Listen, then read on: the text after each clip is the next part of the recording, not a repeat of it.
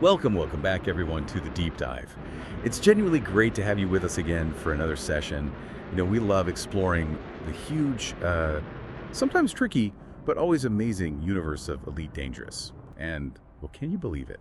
This is actually our 10th deep dive into the stories and the nuts and bolts of this incredible game. Wow, 10 already. Feels like we just started. So today we're digging into the logs of Commander Peter Ariete. They're pretty fascinating. His journey covers a lot, making serious credits, building things, even turning mistakes into something bigger. You want to unpack what his experience might show you about finding your own path, your own success out there in the black. So ready to explore Commander Ariete's latest adventures, maybe a few discoveries, perhaps even a couple of facepalm moments. Okay, let's unpack this. Let's dive in. Yeah, it's always great digging into Ariete's logs. He really captures that elite spirit, doesn't he? Always adapting, finding ways to make a mark, and, make that credit balance go up. Definitely knows how to do that. Absolutely. And speaking of credits, let's start there. His money-making methods seem pretty diverse. He's got this real knack for resource extraction, but it sounds, well, more planned out than just random mining. Oh, definitely. Take his Mining Monday entry. This was back on June 9th, 3311. He was specifically hunting for monazite, Planet 5, in the rocky rings there. He used his Corsair, which he'd kitted out pretty well, 4 medium mining lasers, and quite a bit of cargo space, 224 tons. But it wasn't just the ship, like you said. It was the process. Very methodical. How so? What was he actually doing? Well, first, he'd use the pulse wave analyzer, the PWA, to find those asteroids with valuable cores. The ones that glow. Right, the glowy ones. Got it, exactly. Once he found one, he'd plant seismic charges to crack it open. Properly crack it open. Then the abrasion blaster to knock off the surface deposits, and he had collector limpets scooping everything up automatically, plus prospector limpets to check what was inside before he wasted seismic charges. It's quite efficient when you do it right. Okay, so a lot of steps, very precise.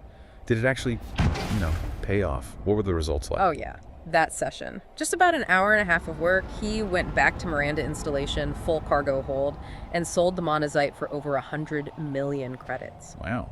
100 million in 90 minutes. That's impressive. It is. And what's interesting is he wrote that he found it truly enjoyable and relaxing. He even mentioned the sound of exploding asteroids being something special. So for him, it wasn't just a grind. There was like a satisfaction in mastering it. Finding zen in blowing up rocks for profit. I like it. Yeah. But like you said, he wasn't just mining, right? His logs show he switched things up. Yeah, exactly. He wasn't a one-trick pony. He also logged, another 340 million credits from dedicated miner missions later that week on Sunday the 15th. But what's really fascinating, I think, is how he jumped on new opportunities. Like on June 12th, new tritium delivery missions popped up, high reward. He just went for it. Did 6 of them, back to back, basically. Each paid 50 million. So boom, another 300 million credits just from hauling tritium that day. So he's balancing core mining missions, and then these opportunistic delivery runs. Exactly. It shows he's not just chasing the absolute biggest payout in one specific activity. He's spreading the risk, you could say, hedging against market changes, keeping the credits flowing in consistently. That's smart if you've got big plans. It minimizes downtime, maximizes the income streams. It's a good lesson for, anyone trying to build up capital. That's right, moving from making credits to making something more permanent. His vision seems bigger than just the bank balance. That colonization stuff sounds pretty ambitious. Oh, hugely ambitious. That's clearly a major long-term goal for him. The logs track his progress building a new terminal. This was in Col 285 sector KUJ B242, a newly colonized system. On June 10th, he was hauling goods in his Type 9 Heavy, the big space truck. The brick, yeah. The brick, exactly. He got the terminal construction up to 75% that day, just grinding out those deliveries. And then the next day, June 11th, he called it Colonization Wednesday. He finished it. Job done. He named it Cronenberg Landing. Apparently he wasn't keen on the name, wrote something funny about maybe changing it later, but the point is, it was built, operational. And that had an immediate effect, didn't it? Instantly. The very next day, June 12th, Cronenberg Landing was fully online. Pioneer Supplies opened up shop there. So what does this level of effort, building your own station effectively, mean for his future? Or for, other players thinking about settling down somewhere? Well, it was just the start for him, really. If you look at his bigger plans for the system, HIP 67203, wow. He's not just stopping at one terminal. He's planning a whole infrastructure package, a dedicated refinery hub, a planetary port, Tier 1, so ground-based landings, and an orbital station. Tier 3, he wants an Orbis named Apollo, and even a government installation for security called Harmony. Yeah. He himself notes it's going to be a ton of work. And that really underlines the scale, doesn't it? This isn't just building a base, it's shaping the economy, the politics, the entire future of that system within the game's persistent world. A ton of work feels like an understatement. That kind of dedication, that planning, Yeah. it really makes you think, doesn't it? What could you build if you put that kind of effort into your own corner of the galaxy? It shows Elite is more than just quick missions. It's about long-term investment, shaping the world. But, even commanders with grand plans mess up sometimes. Let's talk about that Guardian Ruins trip. That sounds relatable. Oh, completely relatable. The classic blunder. June 10th, same day he was hauling for the colony, actually. He wanted Guardian tech blueprints. For the shard cannons, maybe an SLF fighter blueprint. Good stuff. So he takes his his Anaconda optimized for jump range, out to Sinway GVT B54. Took him 8 jumps from his home base in HIP 67203. Okay, decent trip. Yeah. He gets there, finds the planet, scans it, locates these huge ruins, partially covered in dust, looks amazing. Lands the Anaconda, goes to deploy the SRV, the little buggy you need to drive around these sites. Don't tell me. Yep, no SRV. He'd left it back in storage, forgot to equip it. Oh no, after 8 jumps. Exactly. He wrote it was a small detail, yet it completely ruined the expedition. Just had to turn around and fly all the way back. Felt like an idiot, basically. His words were like a dog with its tail between its legs. Oh, that's painful. We've all been there in some form, haven't we? That facepalm moment. So what did he do? Just shelve the idea? No, not at all. This is what's interesting. That frustration, that mistake, it actually sparked a different idea. He thought, well, maybe other people want to go see these ruins too. So instead of just going back alone, he decided to organize a trip using his fleet carrier. The giant mobile bases. Bring the party to the ruins. Yeah. Makes sense. Wow. Right. And much easier for everyone else. Instead of 8 jumps in their own ships, it's just 2 jumps on the carrier. Super accessible. And he didn't just talk about it. He immediately jumped his carrier to a system with the right services, set up a shipyard, outfitting, repair services right there on the carrier so people could get ready. He planned the whole thing. Activation next Friday, departure Saturday at 8 p.m., 20.0 game time, even made a Discord event to get people signed up. It really shows how he turned a personal screw-up into a community event, leadership almost.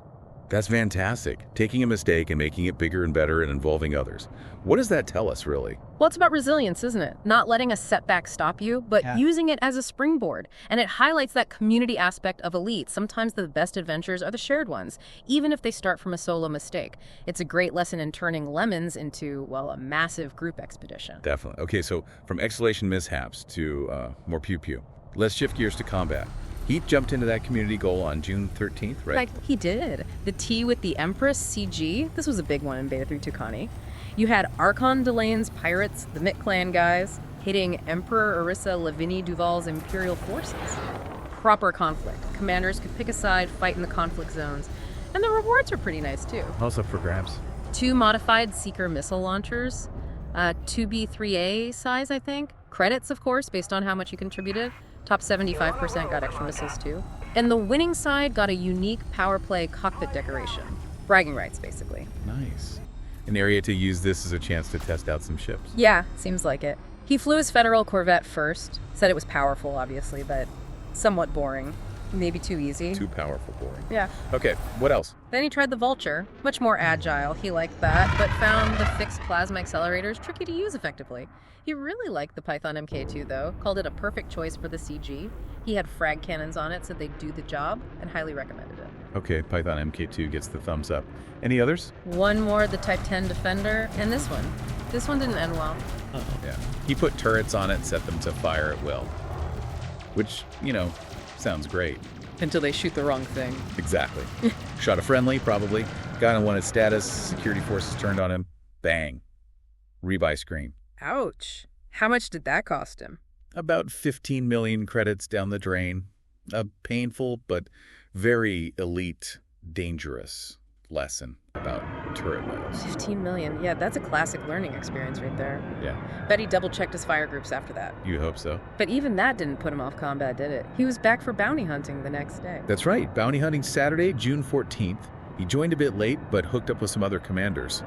There was Commander Leo Bulero in a Cobra MK5, Piotr, who was testing out the Mandalay, and another commander who was just wrecking shop in a federal Corvette. So a wing of commanders taking on pirates. What was Ariete flying this time? He brought his Type 10 again, believe it or not, but not for frontline fighting after the turret incident. He played a support role, using pulse lasers set to heal shields and firing off repair limpets for his wingmates, keeping them in the fight. Smart. Playing to the Type 10 strengths as a tanky support ship. Exactly. He noted Leo was really enjoying his Cobra, Piotr was still figuring out the Mandalay, but the star of the show, according to his log, was the pilot in the Corvette, just dominating the resource extraction site, the res site. Ariete called the Corvette absolutely overpowered. Thanks to that firepower and probably Ariete's support, they completed their bounty hunting mission successfully. It really shows how teamwork and having different roles, different ship capabilities can work so well together. Yeah, that's a great point. It's not just about individual skill, but how the team fits together. Different ships, different roles. What can you, the listener, take from that about teamwork in Elite? Maybe thinking about your own wing tactics. Yeah. Okay, so we've covered a lot. Meticulous mining, ambitious colonization, bouncing back from exploration errors, community building, ship testing, team combat. When you pull all these threads together, what's the big picture? What does Commander Ariete's journey really tell us? I think it paints a picture of a truly complete, elite, dangerous player, doesn't it? He engages with so many different parts of the game. He's the careful miner, squeezing out profit. He's the long-term strategist, building infrastructure. He's the pilot, willing to try new ships, learn from mistakes, even expensive ones. And maybe most importantly, he's someone who sees the value in the community, turning his own problem into a shared adventure. He really embodies the sheer variety of experience that's possible. Yeah, the logs really drive that home. And the lessons are right there too, aren't they? The importance of checking your loadout before you leave the station, that SRV incident. But also, the resilience to keep going when things go wrong. The satisfaction of mastering a skill, whether it's mining or combat.